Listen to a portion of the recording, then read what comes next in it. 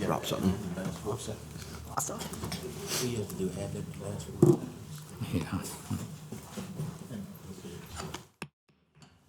We'll call to order legislative session number 2022-2 for February 1st, 2022 with Wicomico County Council. Those that would like to stand and join us in the Lord's Prayer and Pledge of Allegiance, please do. Who art in heaven, hallowed be thy name. Thy kingdom come, thy will be done, on earth as it is in heaven. And give us today our daily bread, and forgive us our trespasses, as we forgive those who trespass against us. And lead us not into temptation, but deliver us from evil. For thine is the kingdom, the power, and the glory forever. Amen. Pledge allegiance To the flag of the United States of America, and to the republic for which it stands, one nation, under God, indivisible, with liberty and justice for all.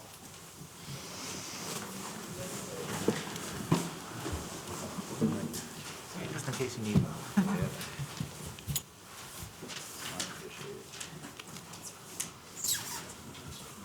First item on the agenda for the council is the approval of the consent agenda. I think everyone can see what the minutes are involved, and we've had time to read them.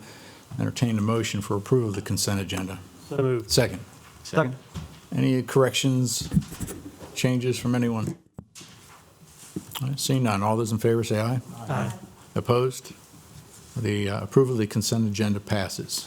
Good evening, Mrs. Hurley. Good evening, Mr. President, council members, ladies and gentlemen.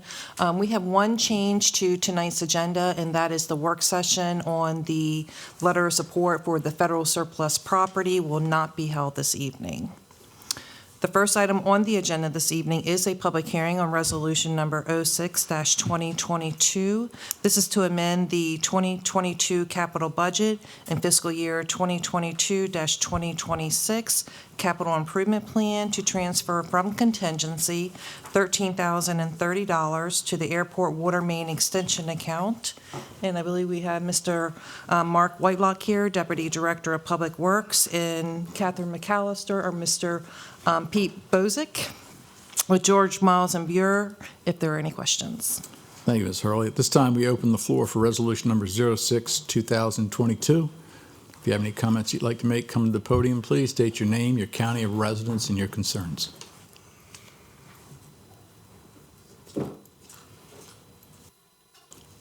Seeing none, that concludes the public hearing for resolution number 06-2022. Entertain a motion from council to approve resolution 06-2022. So moved. Second. Second. Discussion. I know that we have, Ms. Hurley said that Mr. Whitelock's here and Catherine McAllister, or excuse me, Pete Bozick is here. Does the council have any questions for either? Or would either of you want to make a comment in reference to any of this? Okay. Yeah. All right. Yeah. All right. Seeing none, all those in favor of resolution 06-2022, say aye. Aye. Opposed? Motion's carried. Resolution passes.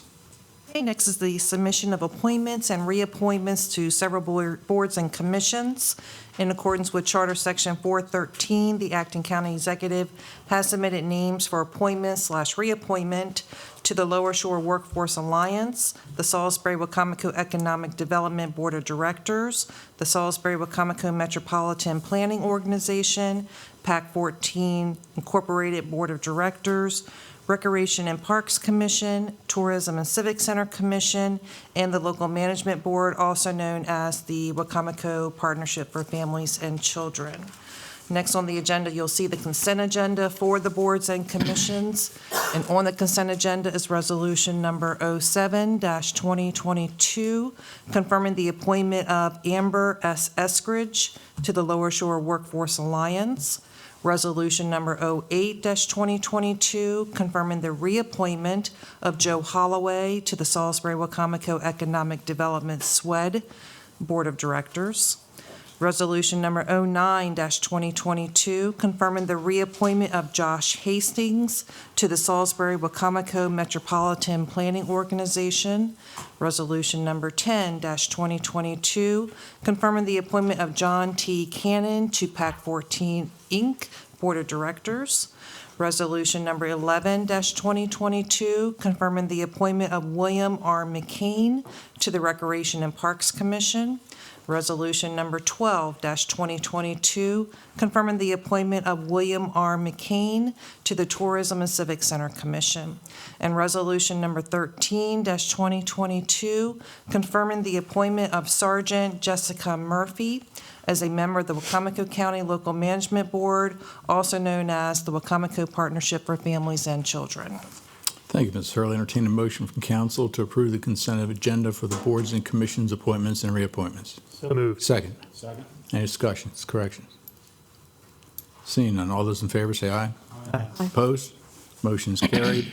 Consent agenda passes unanimously. Okay, the next item for business is resolution number 14-2022. This is to extend the date for the adoption of the capital improvement program for fiscal years 2023 through 2027 from the third Tuesday in February to March the 15th, 2022. Charter Section 704G provides that the council is to adopt the capital improvement program on or before the third Tuesday in February, and Charter Section 707 provides that the council may change any of the dates set forth in Charter Section 704 by resolution. This resolution extends the date for adopting the CIP to March the 15th to allow council sufficient time to review the acting county executive's capital budget and program. Thank you, Ms. Hurley. Entertain a motion from council to approve Resolution 14-2022. So moved. Second. Second. Your motion is second. Any discussion? Seeing none, all those in favor say aye. Aye. Opposed? Motion is carried. Resolution passes. Next for your consideration is resolution number 15-2022 to amend the 2022 operating budget to transfer from contingency $40,000 to the public library for sewer line plumbing repairs. And we have Mr. Seth Hirschberger here, Executive Director of the Wicomico Public Libraries. Entertain a motion from council to approve Resolution 15-2022. So moved. Second. Second. Any discussion? Any questions? Mr. Hirschberger is here. If you'd, Mr. Hirschberger, would you like to? Not necessarily. Okay. All right. I don't see any, so entertain a motion to approve. All those in favor of Resolution 15-2022 say aye. Aye. Opposed? Motion's carried. Resolution passes. Thank you. Mr. President, that's all I have. Thank you, Mrs. Hurley. Good evening, Mr. Mitchell. Good evening. This is, if I can get the glasses straight. This is Bill 2022-01. It's an act to amend Chapter 18 of the Wicomico County Code titled Compensation Allowance Commission, Section 3, titled Compensation for County Council Members to provide for the compensation of members of County Council. Whereas the County Council of Wicomico County has heretofore received a report of the County Council Compensation Allowance Commission for Wicomico County dated December 21, 2021, as provided in Chapter 18 of the Wicomico County Code, and as a result thereof deems it advisable to adjust the compensation to be paid to members of the Wicomico County Council, commencing with the County Council elected 2022. Section 1, being enacted and ordained by the County Council of the County of Wicomico, Maryland, legislative session of Chapter 18, Section 3 of the Wicomico County Code, titled Compensation for the County Council Members, being the same here is hereby amended to read as follows. 18-3, compensation for County Council members.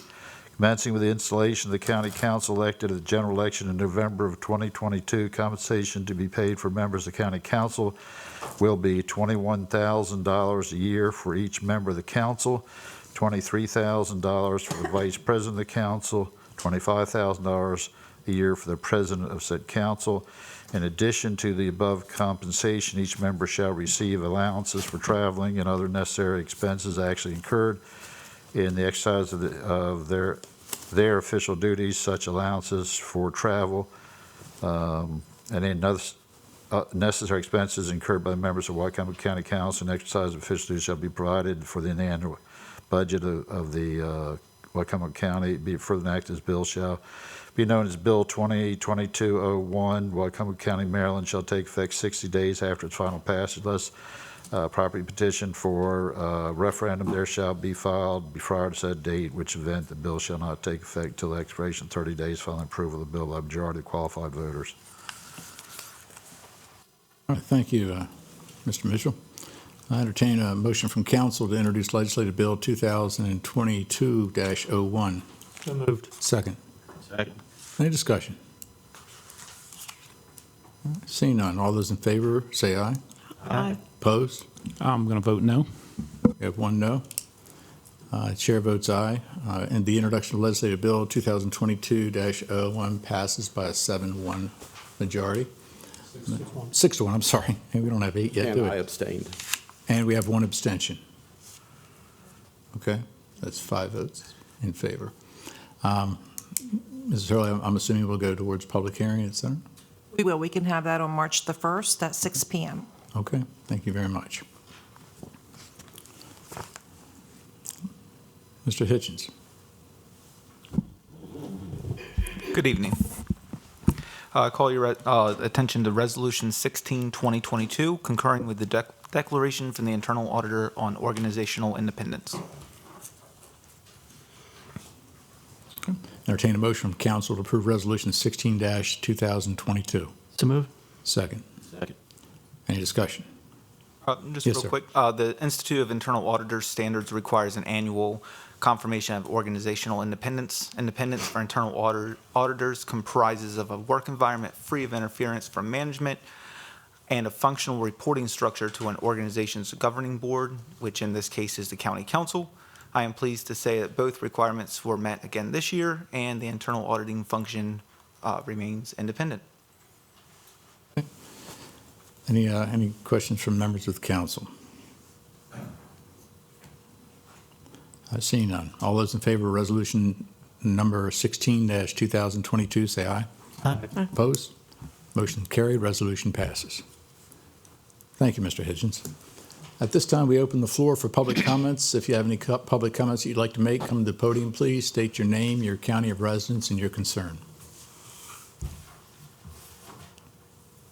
How are you? I'm doing well. How are you? Good. Good. I'm Julie Giordano. County of residence is Wicomico County. I'm actually bringing forth an issue that is actually not on the agenda tonight, but it will be on your agendas next month. And so I just wanted to kind of give my public comment before you went into session for that. So, good evening, County Council members. Most of you know me, but for those who don't, I'd like to formally introduce myself. My name is Julie Giordano, and I am running for County Executive. I decided to run for County Executive because I was not happy with the direction that I saw our state and our county going in. So I thought it was time to get off the sidelines and put on my boots and stand up for the people here in Wicomico County. Besides throwing my name in the ring and placing signs all over the county, I have been meeting and listening to the concerns and needs of our municipal governments, worried parents, small business owners, correctional officers, firefighters, teachers, deputies, and concerned citizens here in Wicomico County. I am running to be their voice, to advocate for them, represent them in Annapolis. After talking with many people across the county from these different groups, one thing that seems to be consistent is the lack of communication, involvement, and concern from what's currently been going on. I'm here to tell you, I'll tell you what I'm not here to do.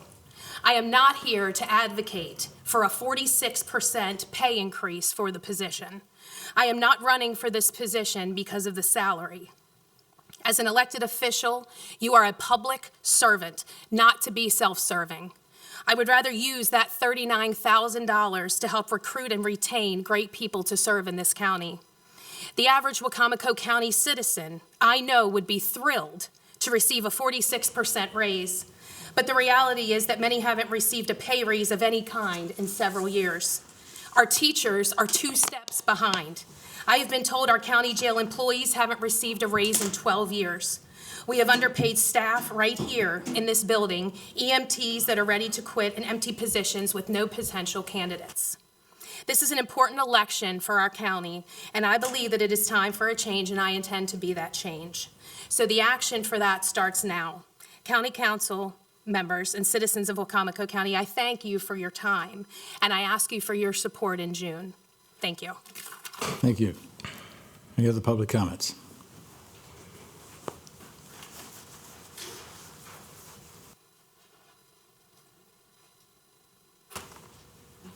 My name is Peggy Vickers, and I live on Glen Avenue. And my concern is, we had an incident over there around the end of December with a very loud party. This is the third one that we've had, and when I called to get someone to come out at 10:30 at night, I was told there was no noise ordinance in Wicomico County. And that kind of left us hanging, because that party went on for 6 hours. It was so loud I couldn't even hear my TV. So I guess I'm just here to find out if that's something that could be talked about, and maybe even if it's just not the whole county, but I'm in that area where some are city and some are county. So, you don't know who to call. I ended up calling the city and the county because I didn't know which house was in the county. I think it turned out to be in the county. I'm in the county. But that's the third time. And these are new neighbors. So you kind of feel lost and you don't have anybody. They did send the sheriff out. He stayed about 20 minutes. And when he left, they hanked it up even louder for another hour to 11:30 at night. And I felt kind of lost. That can make our neighborhood go down pretty fast. So I'm here to see if there's anything we can do about that. Thank you. Miss Hurley, I spoke with her. I don't know if you had a chance to talk to the executive's office. What do we have in our books about a noise ordinance? I don't recall there being a noise ordinance in place right now, so that is something that council would have to, perhaps look into and have work sessions and discussion on it. And I Ms. believe Vickers, this if is you what leave she your does. name and your number with Mrs. Hurley, we'll look Okay. into it, and someone Okay. we'll get back to you on that, I'm sure okay? there's more neighbors that were upset because I work with a girl who knows two people over there. There was one that lived on Mount Hermon Road that it bothered them. That's how loud it was. Even if it's like a decibel thing, because obviously they would have flunked, but it can make a neighborhood go down pretty fast. That's my concern. I Understood. work hard. If I have to sell or something, I want to get my price for my house, and I don't want somebody saying I'm not moving there because they're too loud. Right. So, So before you leave, make sure that Mrs. Hurley Okay. receives your name and your phone number. Okay, so we can thank get you back to very much. Thank you.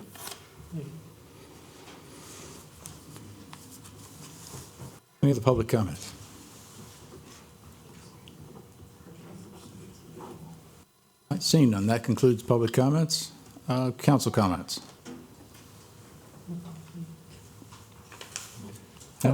Yes. Yeah, just a real quick comment. In fact, several of the council members were there today, but I'm a member of the Wicomico Rotary Club, and we do a annual Hero Award.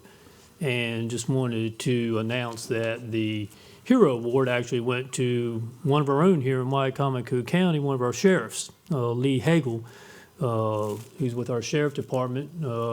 He was given the Hero Award. He had arrived on a scene, I think it was actually back in July last year, and found someone who actually, due to a self-inflicted wound, had actually cut her throat, where it was in a dire situation. He immediately took action and ended up saving that person's life, and that person's actually doing much better today. But that would not have happened if it wasn't for the actions by Sheriff Hagel or Detective Hagel. So we thank him for his actions, and he received the Wicomico Rotary's Hero Award for that. So. Any other comments? Under presidential comments, I'd just like to say, everybody knows it snowed, right, over the last few days? Yeah.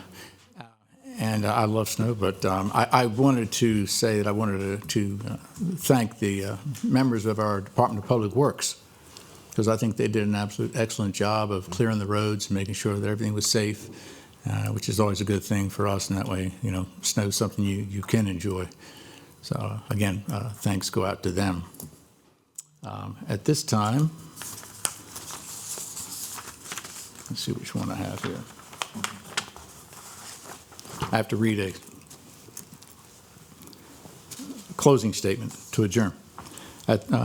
At this time, I entertain a motion to adjourn from legislative session to go into open work session, followed by an administrative closed session to discuss internal auditor projects as provided in Section 3-104 of the General Provisions Article of the Annotated Code of Maryland. Need a motion? Yes. So moved. Second. Motion second. All those in favor? Aye. Opposed? Legislative session is adjourned. First item on the open work session is the discussion of the proposed forest conservation relocation for Sassafras Meadows. I think Miss Marilyn Williams. Yes, She- and I'd like to also introduce you to Cassie Dyson. She's been hired to take over the forest conservation in critical areas. All right, thank you. So before you is a request to remove a portion of the platted forest conservation easement on a parcel of land that is part of Sassafras Meadows subdivision. This is off of West Road and Justice Road, I think it is, Queen Avenue. And the purpose of removing part of the forest conservation area is to allow for development of the parcel.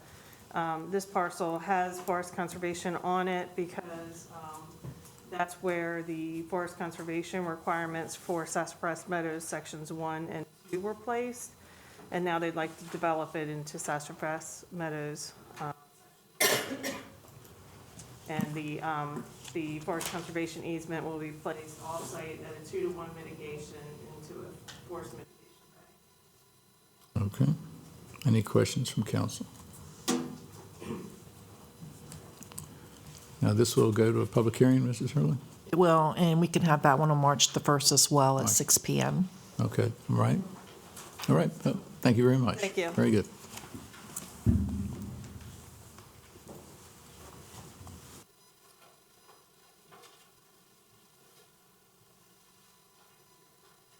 Next item on the agenda we have is the fiscal years 2023 to 2027 Capital Improvement Program.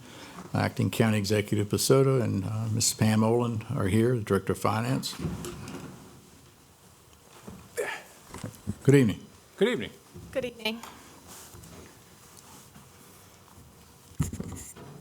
John Pasota, Acting County Executive.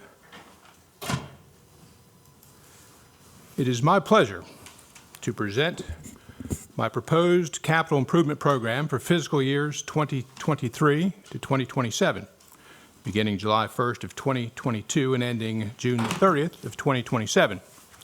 The 5-year CIP is an important tool to assist Wicomico County in its long-range financial and public works plans. Each year, the program is reviewed and priorities are reevaluated. Often, new projects that have become matters of higher priority are added. Others may be deferred or eliminated as circumstances may change over time. In short, the Capital Improvement Plan embodies the long-range strategic vision for the county. To this end, we are proposing projects that will maintain or enhance core services of education, public safety, roads, and general government while supporting and promoting community quality of life and economic development. This year's Capital Improvement Plan addresses these imperatives. It proposes investment in education at both the K through 12 and post-secondary level, ongoing investment in the regional airport, and finally, proposals to fuel economic development while enhancing quality of life with new initiatives for sports, culture, recreation, and tourism. And it's my pleasure to ask the Finance Director, Pam Olin, to elaborate further. Good evening, Pam Olin, Finance Director. So as you know, and we've gone through these in the years past, we do a 5-year plan. The plan is the best estimates that we have at the point in time that these are put together as to the projects that are the highest priority for the county. And the main year that we focus on is obviously the year that then we're going to be budgeting coming up. So fiscal 23 has the most focus. Additionally, this year we made one minor change to the format. We added to the descriptions in the back a kind of chart line showing what year it's funded in and where the funding is coming from, so you don't have to keep flipping back and forth to the front page and try to figure out what it is. Big So help. Thanks. that was intended to, kind of tie the two together a little easier and make this easier to read. We are looking at, for fiscal '23, $26.6 million worth of bonding projects, primarily at the Board of Education, Warwick, and the airport, and $6.5 million of PAYGO, and almost $20 million worth of grant-funded projects for fiscal '23. And then if you have any questions, we also, I believe, have two departments here this evening to answer questions for council as well. Okay, thank you. Yeah, it's a big help to have it like that. It is. Any questions? I do. Joe? Could we talk about the Pittsfield Library project? Well, we have, I see he's here, so maybe so he can bring us up. if you would like him to come on up. I would he like may for him to join come us- up, yeah. Join us. And the library has funding for $400,000 in '23, $375,000 in '24, and then additional funding going out. The library projects, the '23 funding is to do some interior renovations at the Paul S. Sarbanes, and then to start the process of getting a permanent Pittsfield library. And I will turn it over to. Yeah, I know that's been on the table and off the table, and hopefully it's back on now. So I think the people on the east side would be happy to hear that. Could you explain to us about what's going to happen? Sure. Seth Hirschberger, director at Wicomico Libraries. And I would like to introduce Cheryl Nardiello, who's head of administration. She may be known to several of you. She led the library while we were without a director for the better part of a year and through the pandemic. So she's here with me tonight. Thank you for your question, Mr. Holloway. We've spoken and we've talked about the Pittsfield location. You've even given me some help with helping to identify some possible properties. Our request for the capital improvement plan, which is in the early parts of the 5-year capital improvement plan, we're really focused on Pittsfield, and it's our intention to get out of the double-wide trailer that we're in, that we're leasing now, and that is on a little corner of the school property by the time that our current lease is up, which is another about 2.5 years. So we're all aiming there. The plans here are broad enough that it could entail the possibility of leasing another property, another building that exists already in the Pittsfield area, and renovating that, making doing all the studies that are necessary so that we can get that ready so the library is in there in time. But we're really looking at a lot of options there in the Pittsfield area, including the possibility of renovating existing properties or perhaps even developing a new property on acquired land. Any questions? Bill? I got a question. First of all, thanks for putting this together, and we like that, having the chart at the end. That is very, very helpful. But I want to ask the same question that I actually asked last year, so I'm back. Our biggest number one infrastructure issue in our county is the implementation of our water and sewer plan. And, I felt last year, this is our 5-year capital improvement plan. I know John can't wait to give me the answer, but I'll finish my question. But, it's our 5-year plan. We can't borrow anything if it's not in the CIP plan. So I'm assuming we're going to be spending money in the next 5 years on implementation of our water and sewer plan. So with that said, I guess my question is, I'm looking for a number in our CIP plan. So we just don't have those numbers because we don't have an identified project yet. Again, in the plan, there are parallel tracks, but the main track is to identify those areas which we have done of the on-site disposal systems that are failing. We have to go through the permitting process, and that's the biggest objective at this particular time. In addition to doing, they call it permitting also includes the planning, the changing of maps, our comprehensive water and sewer comprehensive plan. That has to all happen for projects to align. So once we get an identified project identified, we have to line the funding up with MDE to get the grant funding, et cetera, find out where the revenue sources are. So as that progresses, that can be added to the CIP.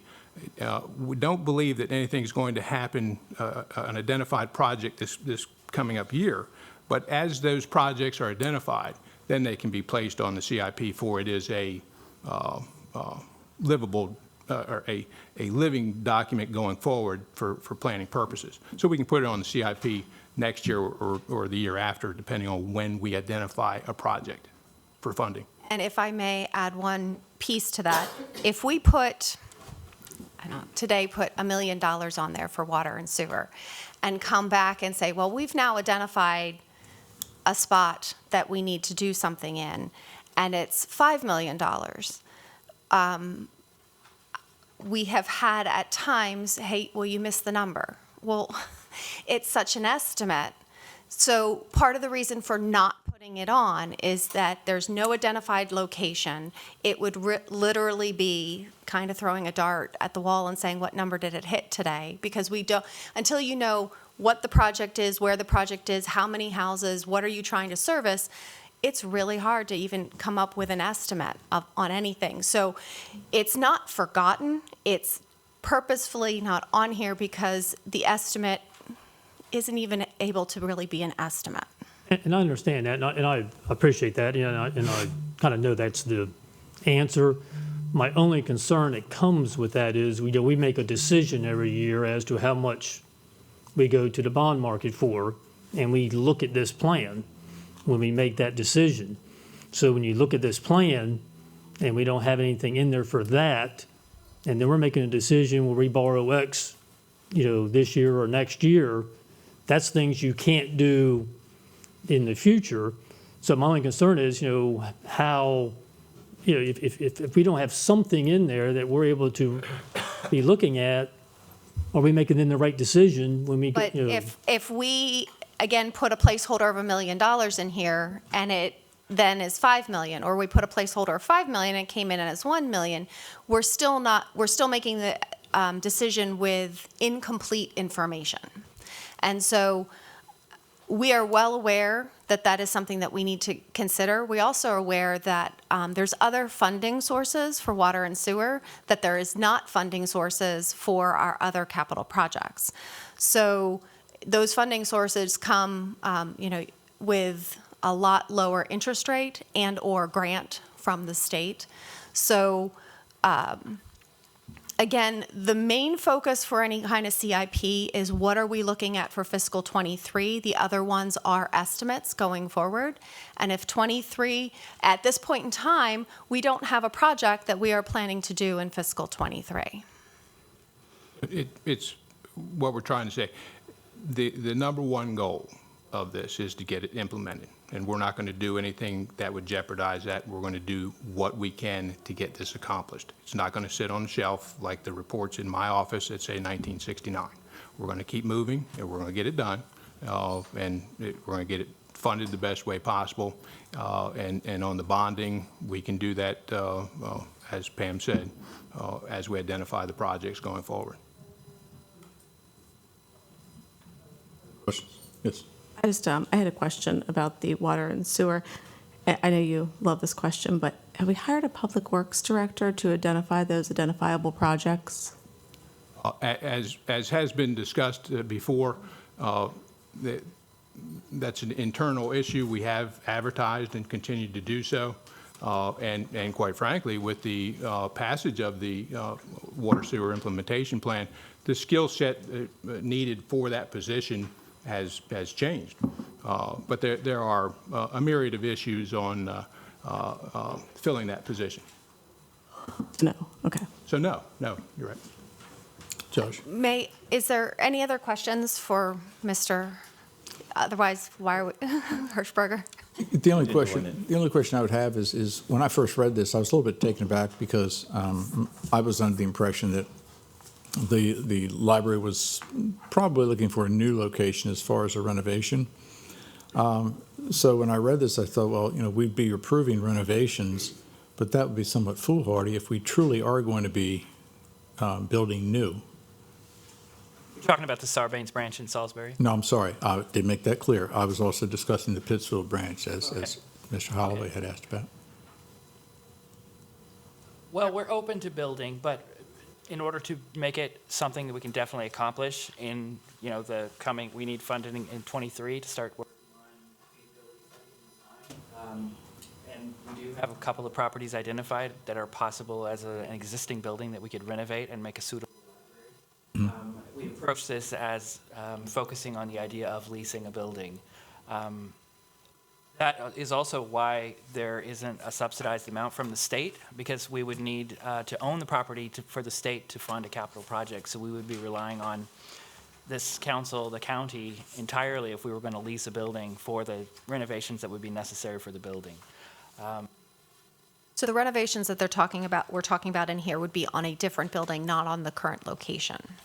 And I was curious as to what building that was, whether that was the one that was recommended to the library board a couple of years ago, whether it's another location. That is one we're considering, yes. It's still in consideration as to what the best location and best property for this is. Whether or not it's an existing building, it's whether or not it's a lot available to build on.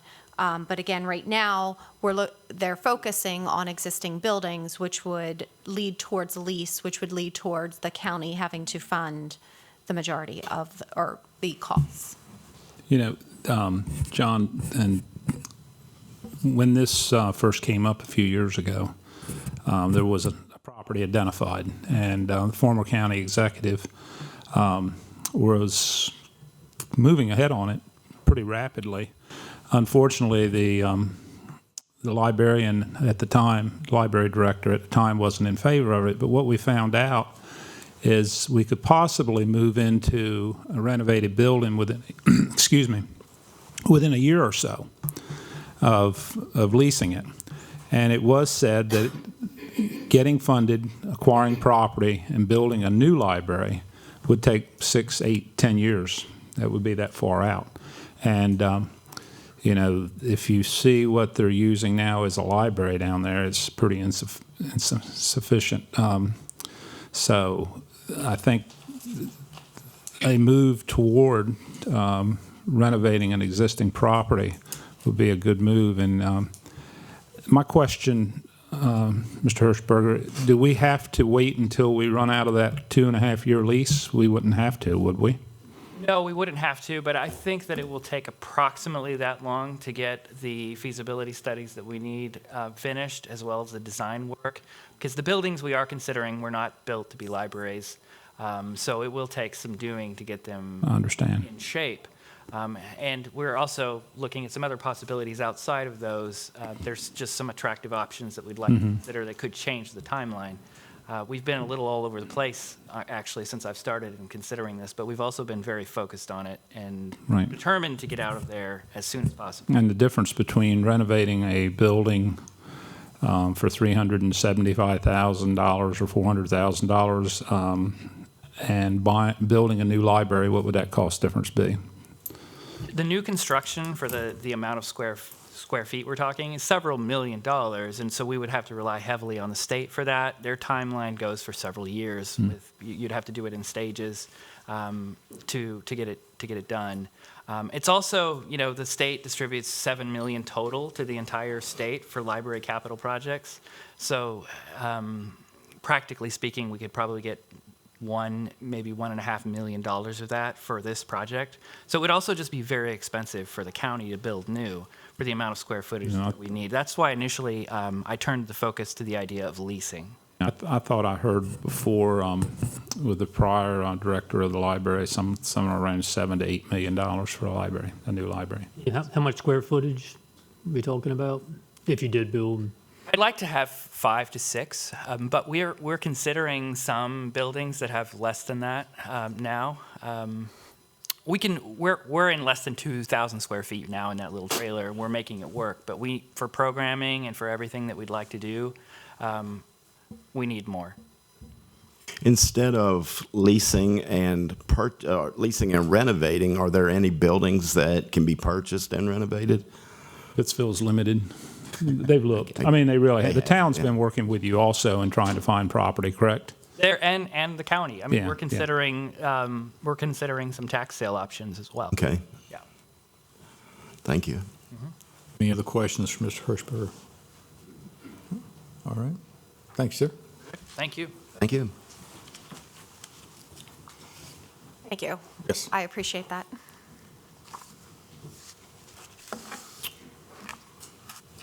The second item is the airport, correct? Second item is the airport. Any council questions or any other questions that the council may have, kind of in general? We've got Mr. Tony Rudy here, airport manager, to help answer any questions on the airport. Any questions? The only question I had was, I don't know if I've ever, maybe my memory's kind of short, but I don't remember CIP having a category where its source is to be determined. The last 2-3 years, we've had that because it's with all the federal money available, as well as determining the most appropriate use of CARES funding. If there's any infrastructure funding coming down, we are always applying for earmark funding. And so I will say that I try really, really hard not to have a to be determined in the year that we're going to be budgeting. But we have estimates for these projects. So going back to kind of that original concept is we have estimates for these projects. We're still trying to find the best source of funding for the project. So the project is on here to put it on the radar of council, but we're still trying to determine what the best source of that funding would be for that project. Any questions from anyone? I'd only say, Mr. Rudy, you're doing a great job. And we appreciate the fact that you have a lot of balls in the air at the same time. And I think that's, I think you can see that by the CIP in itself as to how many different categories and different areas that you're trying to make sure you can make substantial improvements on the airport. So I'd like to thank you for taking this on as you are, and together with the acting county executive. Thank you, I appreciate that. Any other questions, council? Comments? Yes, Josh. Just one general question is, I guess on broadband, are we putting would that go into, I guess, are we putting any money in towards any capital money towards broadband expansion over the coming years? And if so, where would that go? Or is that all we thinking we're going to continue as is? And or is that more operating related? I'm curious. Again, sort of like the water and sewer implementation plan, as I've stated quite often, at this particular time, the county is not putting any money into any of the matching components of it. Now, we're not to say that should grant funding come down from the federal government or through the state, absolutely that'd be assessed at that time. As we presented at the last meeting, we feel really good and excited about what's being put in place to reduce that timeline for implementation in those 10 areas, and we're moving right along. Any other questions? Yes, Ms. Hurley. Can you talk about the new project that's the natural gas line extension? Can you just explain what that project is?